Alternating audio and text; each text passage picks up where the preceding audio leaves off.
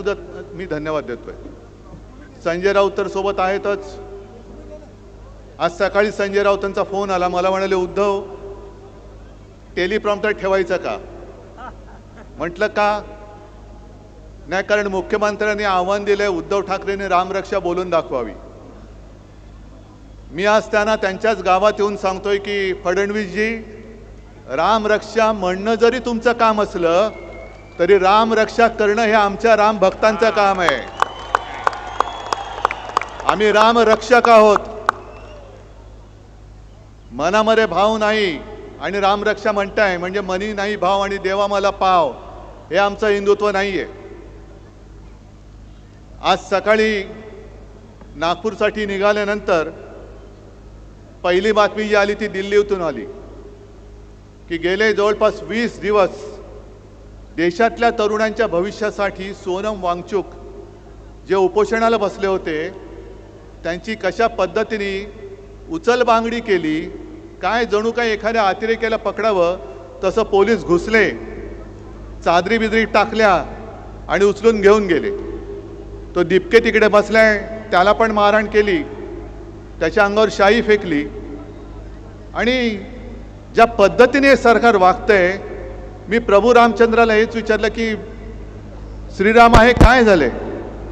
ज्या भाजपनी तुझ्या नावाने मतं मागून सत्ता मिळवली त्या भाजपच्या अंगात श्रीरामाच्या ऐवजी सैतानाचा आत्मा घुसलाय की काय? हे यांचं माणुसकी गेली बाजूला, पण यांच्यातला सैतान कसा काय जागा झाला? एवढे कसे सत्ता पिपासू झाले? आणि मोहनजी भागवतना मला विचारायचंय, कारण हे नागपूर आहे त्याच्यामुळे आलोय तर जरा 1-2 प्रश्न विचारले पाहिजेत की भागवत साहेब, ज्या पद्धतीने हे भाजप सरकार वागतंय, मंदिरं लुटली जात आहेत, विद्यार्थ्यांशी कशा पद्धतीने वागतायत हे तुम्ही बघितलंय. पेपर फुटतायत, पक्ष तर फोडले जात आहेत, पण आता मंदिरातल्या तिजोऱ्या फोडल्या जात आहेत. हेच हिंदू राष्ट्र तुम्हाला अपेक्षित होतं काय? आमचं हिंदू राष्ट्र हे नव्हे. आमच्या हिंदू राष्ट्रामध्ये रामराज्य अपेक्षित आहे, आम्हाला शिवशाही अपेक्षित आहे. गोरगरिबांना, महिलांना, विद्यार्थ्यांना, तरुणांना न्याय देणारं हे खरं आमचं हिंदू राष्ट्र आहे.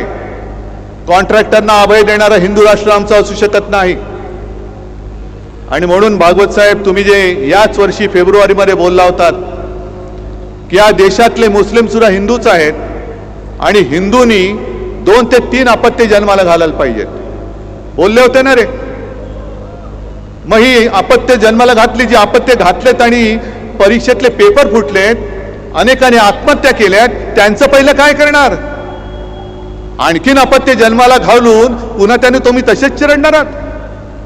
हे हिंदू राष्ट्र आमच्या संकल्पनेतलं नाहीये, हे अजिबात नाही. आणि मला तेही दिवस आठवत आहेत ज्या वेळेला बाबरीचा लढा झाला होता आणि बाबरीचं पतन झालं, बाबरी पाडण्यात आली. हे आज सत्तेवर बसले त्यापैकी एकही कोणी छाती पुढे कडून आला नव्हता. तेव्हा फक्त एकमेव हिंदू हृदय सम्राट उभे राहिले होते, कारण भाजपवालेच तेव्हा म्हणत होते की हे आमचं काम नाही, असेल तर शिवसैनिकांचं काम असेल. मला वाटतं संजय राऊत तुम्ही फोन केला होता, कारण मी स्वतः तेव्हा बाळासाहेबांच्या बाजूला उभा होतो. मला माहित नाही पलीकडे कोण आहे, म्हणजे संजय राऊत आहेत का? मला एवढं कळलं एक पत्रकार आहेत. आणि बाळासाहेबांनी उत्तर दिलं होतं की जर हे काम माझ्या शिवसैनिकांनी केलं असेल तर त्यांचा मला गर्व आहे. आणि गर्व से कहो हम हिंदू है, ही घोषणा त्यांनी बुलंद केली होती. अनेक कारसेवकांनी तुरुंगवास भोगला, अनेकांनी बलिदान केलं, अनेक जण त्यावेळेला झालेल्या पोलीस अत्याचारामध्ये कायमचे अपंग झाले. बाळासाहेबांनी जो धोका डोक्यावरती घेतला होता, अनेक जणांनी जे बलिदान केलं, हे यांच्या चोरांच्या पोटापाण्याची सोय करण्यासाठी नव्हतं केलेलं. मंदिर वही बनाएंगे, कशाला? बनाने के बाद लुटने के लिए. आम्ही आहोत ते मंदिर लुटारूंच्या विरुद्ध आहोत. फडणवीस साहेबांना सांगायची की आमची चेष्टा टिंगल मस्करी करण्यापेक्षा तुम्ही मंदिर लुटणाऱ्यांच्या बाजूने आहात की राम रक्षा करणाऱ्यांच्या बाजूने आहात ते पहिले स्पष्ट करा. हे आंदोलन हे आंदोलन म्हणजे राम रक्षा पाठ आहे की नाही बघण्याचं आंदोलन नाहीये. हे एखाद्या वर्गाच्या मॉनिटर सारखं बोलू नका. राम रक्षा पाठ आहे की नाही. राम रक्षा म्हणजे आज जे आपण नेहमी म्हणतो की रामाने आपली रक्षा केली पाहिजे, आज राम भक्तांना रामाची रक्षा करण्याची वेळ या रामाच्या नावाने मत मागून सत्तेत आलेल्या भाजपच्या कारभारामध्ये आपल्याला करावी लागते. याच्यासारखं हिंदूंचं दुर्दैव कोणतं आणि कोणतं असं क्षेत्र आहे की ज्याच्यामध्ये भ्रष्टाचार नाहीये. केदारनाथच्या मंदिरात चोरी झाले, बद्रीनाथच्या मंदिरात चोरी झाले, उज्जैनमध्ये जमीन घोटाळा झालेला आहे, अयोध्येमध्ये जमीन घोटाळा झालेला आहे. अयोध्येमध्ये सुद्धा मंदिराच्या नावाने स्वस्तात जमिनी घेतल्या गेल्या आणि शतपटीने किमती वाढून ट्रस्टला विकल्या गेलेल्या आहेत. हे मी नाही म्हणत, बाकी सगळे म्हणतायत. अनेक जण जे साधू आहेत ते आज राग व्यक्त करतायत, संताप व्यक्त करतायत. आणि एका साधूने तर सांगितलं हे तो मंदिर नाहीये, हे तर म्हणे पैसा गोळा करण्याचं केंद्र झालेलं आहे भाजपचं, एटीएम. आणि मग आणखीन काही जणांनी म्हणाले की तिथे जो काही पैसा गोळा केला गेला, तिथे जो काय तिजोरीवरती डल्ला मारला गेला, त्यातून आमदार खासदार विकत घेतले गेले. आज मला त्या गद्दारांना सुद्धा बोलायचंय, विचारायचंय. माझ्यावरती आरोप करत होतात बाळासाहेबांचे विचार सोडले. अरे मी बाळासाहेबांचा विचार घेऊन आज सुद्धा ठामपणाने उभा आहे. मंदिर चोरांना आम्ही जाब विचारायला उभे आहोत. तुमच्यामध्ये जर हिंमत राहिली असेल तर तुम्ही भाजपला प्रश्न विचारून दाखवा. त्यांच्या घरचे पाणके होऊ नका. तुमच्यामध्ये जर हिंदुत्वाचा अस्सल रक्त असेल, या गद्दारांच्या अंगामध्ये हिंदुत्वाचा अस्सल रक्त असेल, तर त्यांनी मंदिर चोरांविरुद्ध आपली भूमिका स्पष्ट करायला पाहिजे. का नाही करत? कारण यांच्यामध्ये दम राहिलेला नाही. लाचार होणारा हा खरी हिंदू नाहीये. इथे जमलेत सगळ्यांच्या डोक्यामध्ये नुसत्या भगव्या टोप्या नाहीयेत.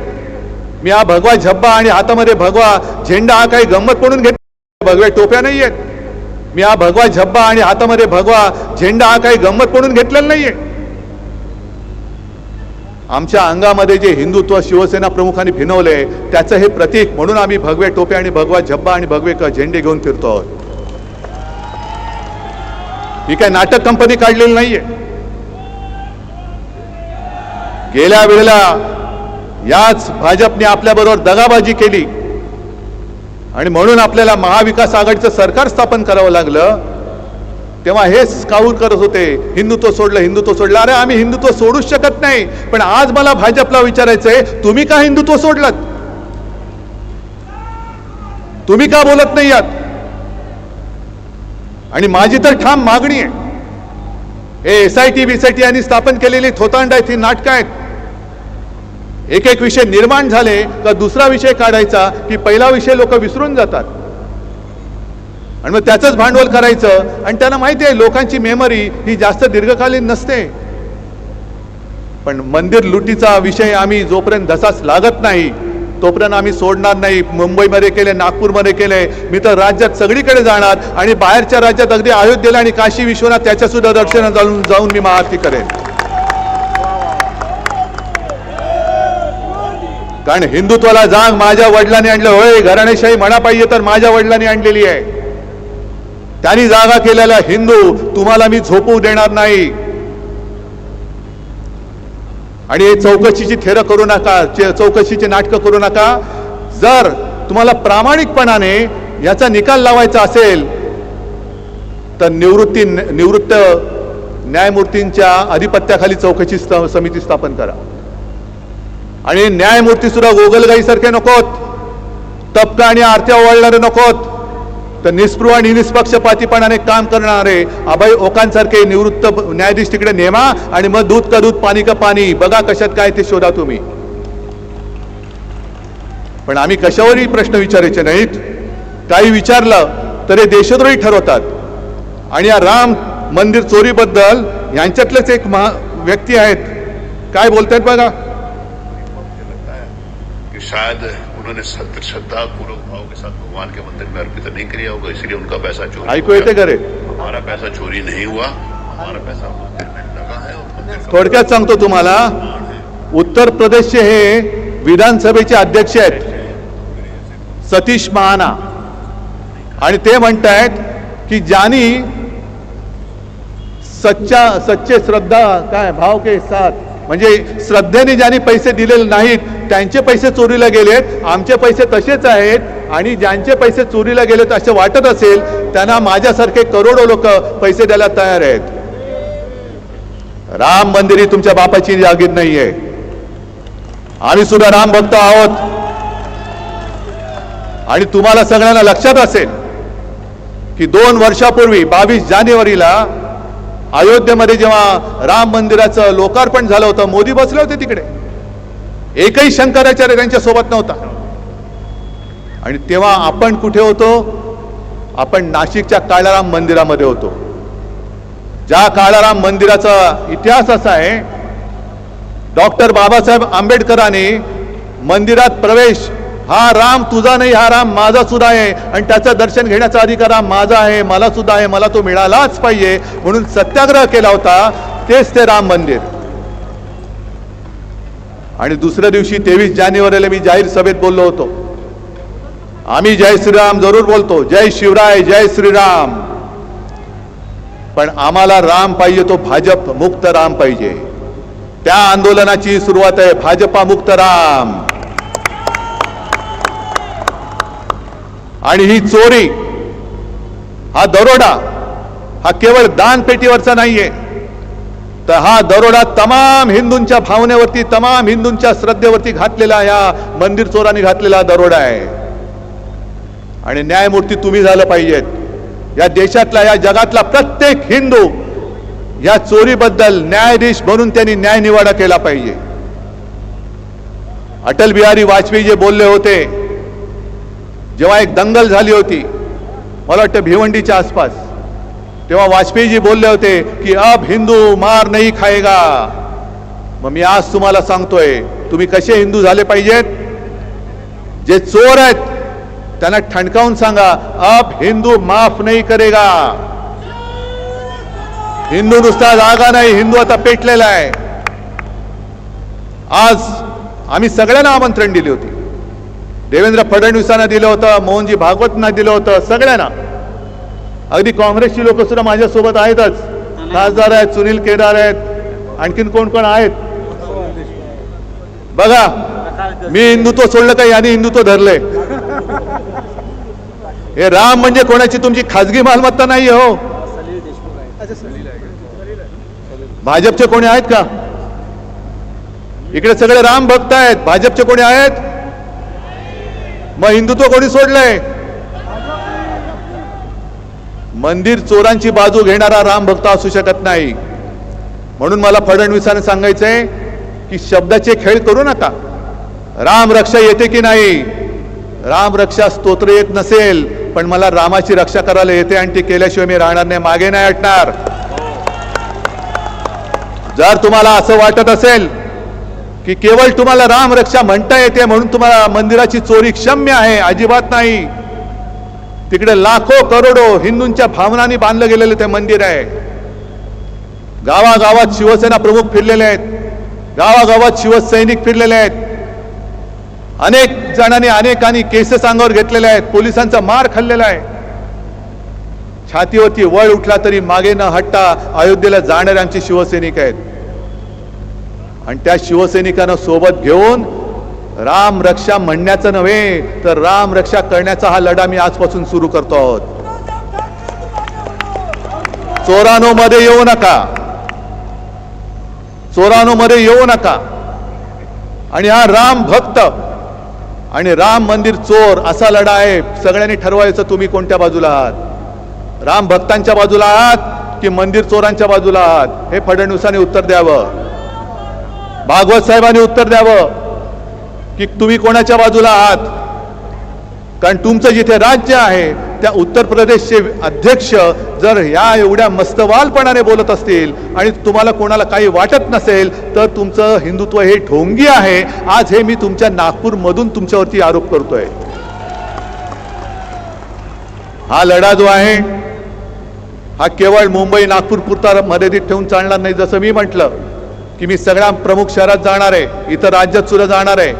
तुम्ही जिथून जिथून आलात, ज्या गावातनं आलात, ज्या खेड्यातनं आलात, 5 असतील तर 5, 10 असतील तर 10, 25 तर 25, 50 तर 50, पण राम रक्षेचा हा लढा तुम्हाला गावोगावी खेडोपाडी नेलाच पाहिजे. कारण रामाच्या नावाने मतं मागितलेली ही लोक ज्या पद्धतीने वागतायत, शेतकऱ्यांची कर्जमुक्ती अजूनही झालेली नाही. जसा तो एक जमाना होता, मंदिर वही बनाएंगे लेकिन तारीख नहीं बताएंगे, तसं कर्जमुक्तीच्या बाबतीत होत चाललेलं आहे. निवडणुकीच्या आधी लाडकी बहीण म्हणून योजना जाहीर केली, आता जवळपास 92 लाख महिलांना त्यातून वगळून टाकलेलं आहे. निवडणुकीच्या आधी ज्या महिलांना साडी देत होते त्या साड्या सुद्धा आता देणं यांनी रद्द करून टाकलेलं आहे. म्हणजे जेव्हा जेव्हा ज्याची गरज असते ती गरजेपुरतं वापरायचं आणि फेकून द्यायचं. आता तर प्रभू श्री रामाला सुद्धा फेकून द्यायला निघालेत. एवढे नीच राज्यकर्ते यापूर्वी मी कधी पाहिलेले नव्हते, आजपर्यंत मी कधी पाहिले नव्हते. पण कर्तव्य आपलं आहे. त्यांना जर असं वाटत असेल की आम्ही काही केलं तरी चालतंय, आम्ही चालू देणार नाही. आज सुद्धा बाळासाहेबांनी उभा केलेला कट्टर कडवट देशाभिमानी हिंदू हा तुम्हाला जाब विचारण्यासाठी तुमच्या समोर उभा राहिलेला आहे.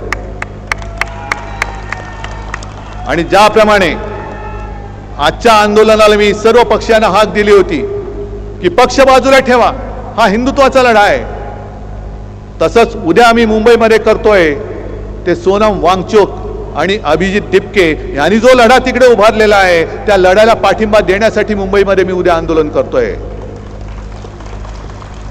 तुम्हाला सुद्धा शक्य असेल उद्या तुम्ही सुद्धा आंदोलन करा. जिथे जिथे तुम्हाला जे जे करता येणे शक्य शांततापूर्ण मार्गाने ते करा. अनेकांनी मला विचारलं तुम्ही दिल्लीला जाणार का? म्हटलं जरूर जाईन, पण नुसता कोरड्या शब्दांनी त्यांचं मी समाधान करायला जाणार नाही. पहिलं इकडे मी आंदोलन करेन, पहिली मी त्यांना इकडे पाठिंबा रस्त्यात उतरून दाखवेन आणि मग मी त्यांना भेटायला जाईन. कारण सोनम वांगचुक हे 20-25 दिवसापूर्वी, आता उपोषणाला 20 दिवस झाले, त्याच्या आधी 8-10 दिवस म्हणजे गेल्या महिन्यात ते घरी येऊन मला भेटून गेले. अभिजित दिपकेशी सुद्धा माझं बोलणं झालेलं आहे. आणि उद्याचं सुद्धा जे आंदोलन आपण मुंबईमध्ये करतोय तिथे सुद्धा आज या चॅनलच्या माध्यमातून मी सर्व पक्षाच्या सर्व भाषिकांना आवाहन म्हणजे विनंती करतोय की हा जो लढा आहे, जसा हिंदुत्वाचा मंदिर चोराविरुद्ध ढोंगी हिंदूंविरुद्ध आहे, तसाच उद्याचा लढा हा आपल्या देशाच्या भविष्य असलेल्या युवकांसाठीचा लढा आहे. मी तिथे जात पात धर्म मानत नाही. ज्यांना युवकांबद्दल आस्था आहे, ज्यांना ही दडपशाही चाललेली ती मंजूर नाहीये, ते सगळेजण उद्या तिकडे यावेत. हे आमंत्रण मी आज या चॅनलच्या माध्यमातून सगळ्यांना देतोय. आणि आजपासून हा राम रक्षा म्हणजे रामाचं रक्षण, मंदिराचं रक्षण हे राम भक्तांना करावं लागतंय. त्या लढ्याची सुरुवात होते. तयारी आहे तुमची? ही ठिणगी इकडे टाकलेली आहे. या ठिणगीचा वेगळा वणवा हा राज्यभर नेण्याचा, निदान विदर्भात नेण्याचं काम हे तुम्हाला करावं लागणार आहे. कारण हा विदर्भच नेहमी भरघोस मताने भाजपला निवडून आणून देत असतो. जर विदर्भाने त्यांचा पाठिंबा भाजपच्या मागणं काढला तर भाजप भुसकन खाली पडल्याशिवाय राहणार नाही. आणि का काढणार नाही? केवळ हिंदुत्व म्हणून नाही तर शेतकऱ्यांची फसगत होते, बहिणींची फसगत होते. आणि हिंदुत्वाचं ढोंग घेऊन सत्तेवर आलेली ही लोक यापुढे आम्ही तुम्हाला मत देणार नाही. आम्ही जय शिवराय आणि जय श्रीराम बोलणारे अस्सल कट्टर हिंदू आहोत हे दाखवून द्या आणि भाजपला त्यांची जागा दाखवून द्या, एवढीच विनंती करतो आणि आपली रजा घेतो. जय हिंद, जय महाराष्ट्र.